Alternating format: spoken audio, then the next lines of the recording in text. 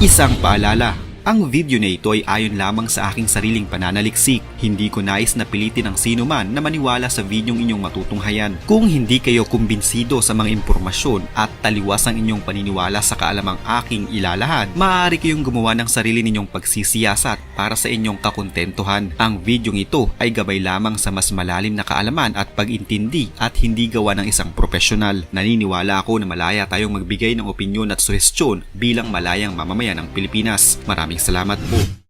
7 buwan matapos siyang italaga bilang kalihim ng kagawaran ng transportasyon, si Vince Dizon ay hinirang na ngayong mamuno sa Department of Public Works and Highways o DPWH. Sa ilalim ng bagong tungkulin, inaasahan na isa sa katuparan niya ang panawagan ng Pangulo para sa reforma sa naturang kagawaran, na hanggang sa ngayon ay binabatikos dahil sa mga proyekto nito sa pagsugpo ng pagbaha.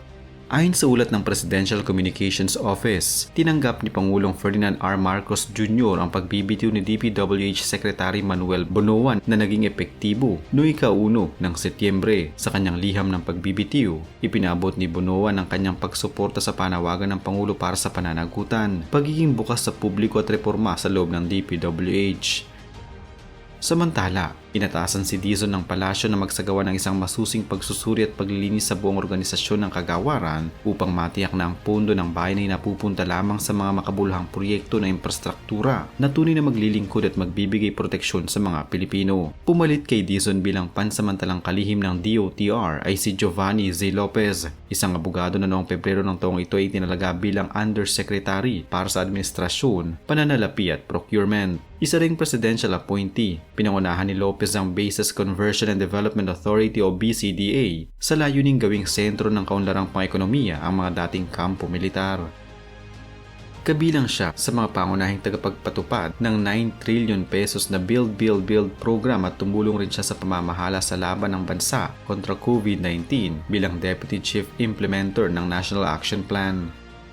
Bilang pinuno ng BCDA mula 2017 hanggang 2021, naitalang nag-remit ng humigit kumulang 17.8 billion pesos ang ahensya sa pambansang pamahalaan, ang pinakamataas sa kasaysayan nito. Malaking bahagi ng pondong ito ay ginamit para sa modernisasyon ng sandatahang lakas ng Pilipinas. Sa panahong ito rin, kinilala ang kanyang pamumuno sa pagpapasigla sa pagunlad ng Clark na dati ay nasa anino lamang ng karating nitong Subic. Sa ilalim ng Administrasyong Duterte, naging isa ang Clark at New Clark City sa mga pangunahing lokasyon ng kaunlaran sa gitnang Luzon. Ayon kay Dizon sa isang panayam noong Hunyo 2021, ang mga nakarang administrasyon ay mas pinapaboran ng Subic dahil sa paniniwalang malayo pa ang tatahakin ng Clark. Ngunit ngayon, dahil sa sama-samang pagsisikap, ang Clark ay naging isa sa mga pinakadynamikong lugar ng negosyo at pamumuhunan. Pinatunayan ito ng pagpasok ng mga malalaking kumpanyang tulad ng Ayala, Robinsons, SM, Philinvest at Megaworld. Gayon din ang mga banyagang kumpanyang gaya ng Texas Instruments, Samsung, Yokohama, UPS International at Sumi Denso Automotive Technologies. Ilan lamang sa 1,200 mamumuhunan na nagtayo ng operasyon sa Clark.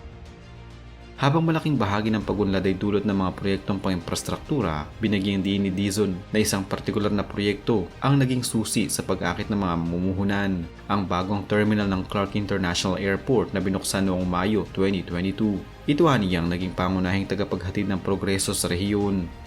Isa rin sa mga itinuturing na tagumpay ng BCDA sa ilalim ng kanyang pamumuno ay ang matagumpay na paghahanda at pag-host ng 2019 Southeast Asian Games. Bagamat hindi dapat ang Pilipinas ang orihinal na mag-host ng mga laro, agad na tinanggap ng pamahalaan ng hamon. Sa loob ng 18 buwan, naitayo ang New Clark City Aquatic Centers na may sukat na 12,796 square meters at ang 20,000-seater New Clark City Athletic Stadium, mga pasilidad na itinuturing na world-class. Sa tanong kung paano niya nagagampanan ng mahusay ang maraming tungkulin, ibinida ni Dizon ang kanyang malawak na karanasan sa gobyerno. Bago pamuno ng BCDA, naging Chief of Staff siya ng yumaong Senate President Edgardo Angara at nagsilbi rin siyang Undersecretary for Political Affairs. Marami akong taon sa gobyerno, partikular sa lehislatura. Malawak ang naging exposure ko sa politika, sa mga politiko at maging sa mga kandidato. Aniya, bukod pa rito, siya rin ay may karanasan sa pribadong sektor at sa akademya, mga salik na nagbigay sa kanya ng kakayahang balansehin ang teknikal na aspeto ng pamamahala at ang politikal na realidad ng serbisyo publiko.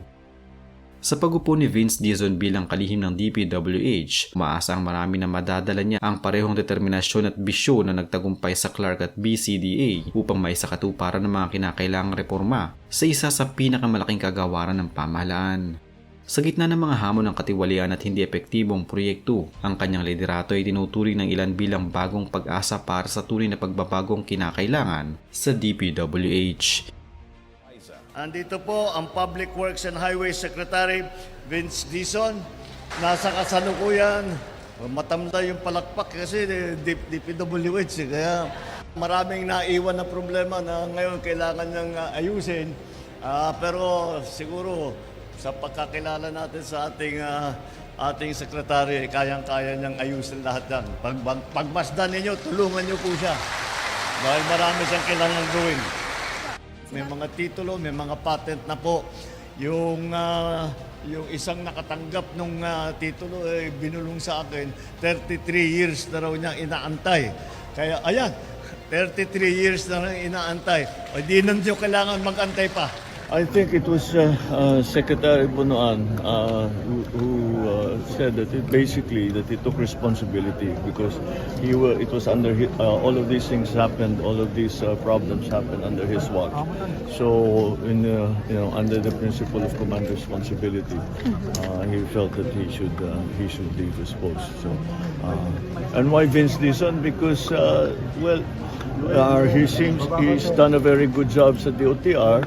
And I think he's already set the stage for all of the things that we need to do.